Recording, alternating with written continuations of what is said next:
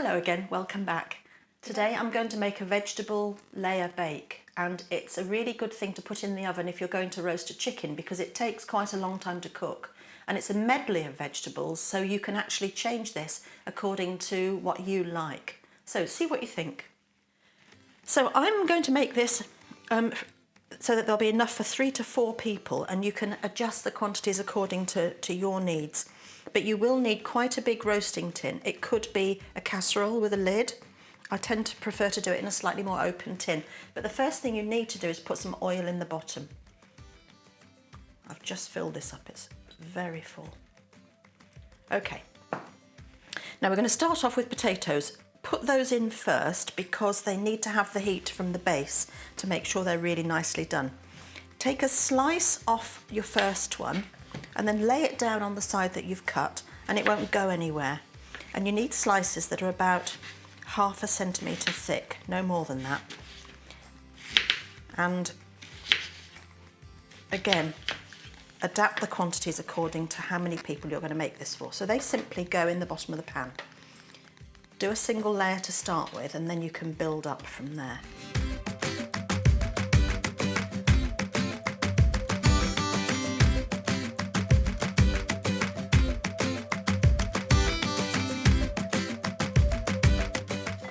I'm not going to use that piece. I've got my bowl ready and I have prepared some of these, and that's going to be for the compost. That slice had got some very dark patches that I didn't want to use.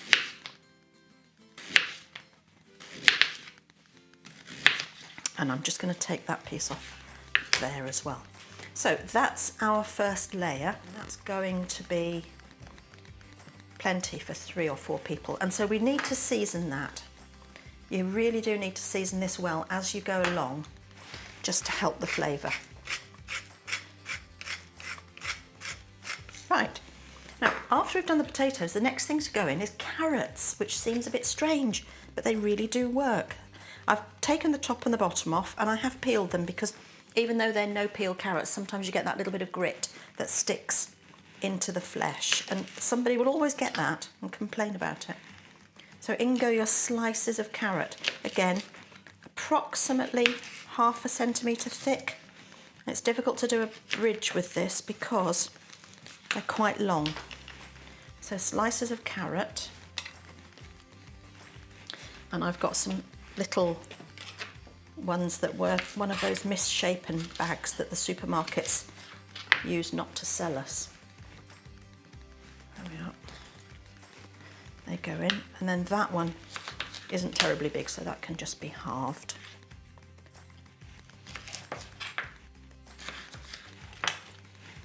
And then make sure they're fairly evenly distributed so that everybody gets carrot as well as everything else. Okay, now on top of that we put some onion, and I've peeled it, and what I'm going to do is cut it in half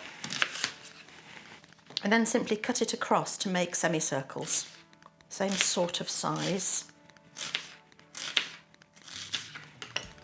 Just sprinkle that over the top.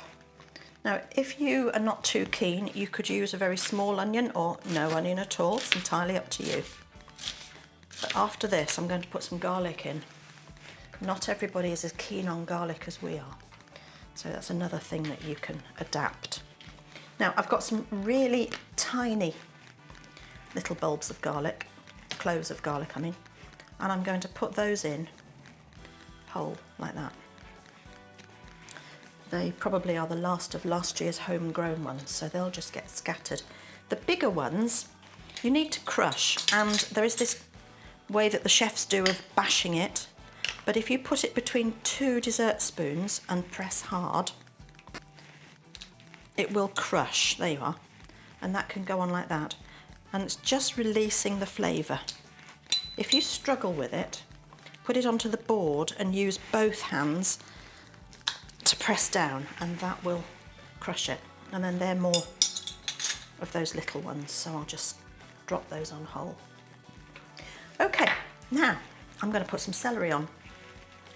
I've got 3 of these stems of celery. You need to take off the end where it was joined on to the whole thing, and take off that top bit that's dried out a little bit, and then cut this into fairly small pieces.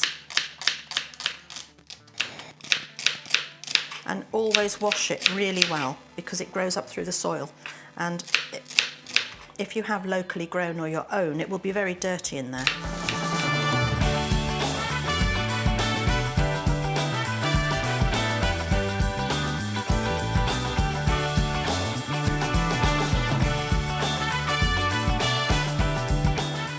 There we are, good layer of celery.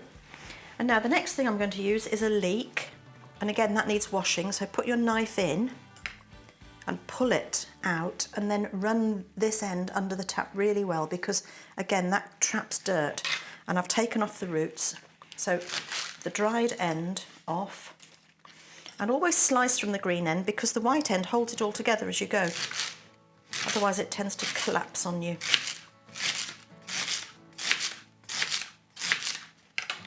I've just spotted a bit of dirt in there.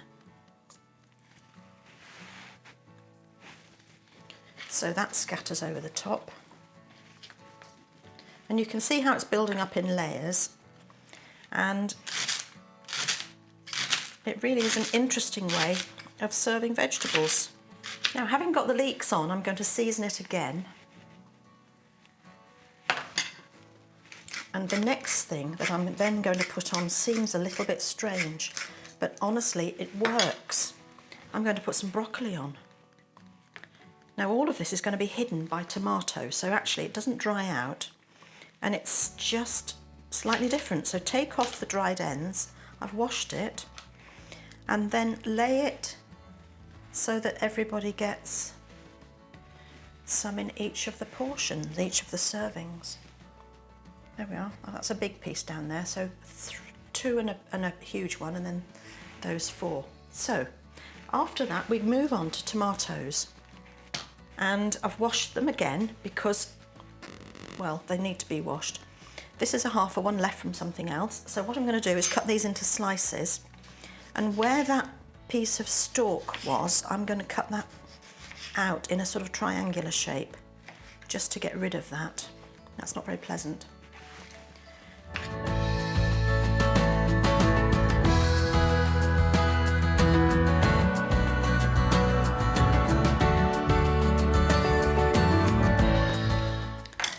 Lay these on and start in the middle. And you're going to try and cover most of this with tomato, just to hold in the moisture, and it also makes it more colourful. And cooked tomatoes are incredibly good for you because there's more lycopene in a cooked tomato, and that's one of these trace elements that helps to, well, it's an anti-carcinogen, to be honest with you. So it's a really valuable thing to have in your diet. Cooked tomatoes are great, and that includes ketchup. So plenty of tomato on there. Again, taking out the core, and just fill the gaps. And then we need to put some herbs on. So I've got some dried thyme, and it's probably 1/3 to 1/2 teaspoon of dried thyme. If you tap the spoon, it'll just drop off gently. Try and sprinkle it fairly evenly. And then the other thing I'm going to put on is some flatleaf parsley.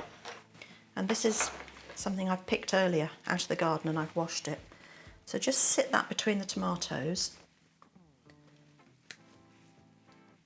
You don't want too much, but it's just rather nice, full of vitamin C. And another one, I think, there, and then I need a piece in here. Smells wonderful. Okay, now we're pretty much there, but the next thing we do is pour over some passata. And passata is cooked and sieved tomatoes. Passata means to pass something through a sieve. So we pour that over the top. Try and get it over your parsley and your herbs, your thyme. And we're going to finish up with a really good drizzle of olive oil over the top as well. I'm going to make sure that the broccoli gets some. And this will help to keep everything really nice and moist. And it's very, very tasty. It's a good way of getting vegetables into people. You can't always tell what's quite in there, so good way of encouraging people to eat more veggies. Got to scrape that, get that out. And then my good glug of olive oil. You see, I'm using plenty. Again, that's really, really healthy thing. Bit more salt, bit more pepper. And you can adapt this according to your preferences. All right, so now all we have to do to that is cover it with foil. This is going to be noisy. There we are, a very, very tight lid of foil, or the lid of your casserole dish, depending on what you've used. And that's going to go in the oven alongside the chicken. And so if you are not quite sure, check before you begin whether the two will sit side by side, because it's going in on gas mark 5 for a couple of hours, and it's delicious. So we'll go and put it in. Right, the oven's on to gas mark 5. I've got the shelf in the right place. My chicken is ready. It's got olive oil and salt and pepper on the top. That's going in to one side, and then I've already checked, and this will fit alongside it. And that's all you have to do, and that's going to cook for 2 hours. More moments later.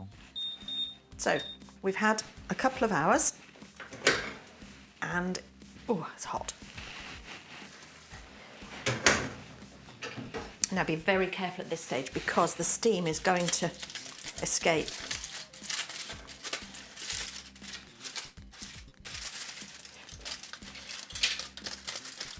We've got a bit of sticking to the foil, that's okay.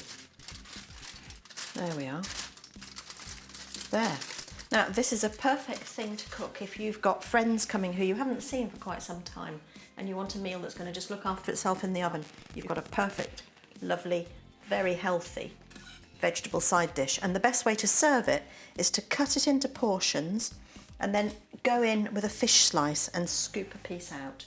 So here's our lovely veggie layer bake. It's a perfect thing to accompany a roast chicken. And if you've got friends coming or family that you haven't seen for a while, it's a great thing to cook. Prepare it earlier in the day, put it in the oven when you're ready to go alongside whatever it is you've chosen. And then it's a very simple, very hearty side dish. So I hope you enjoy this one. Bye for now.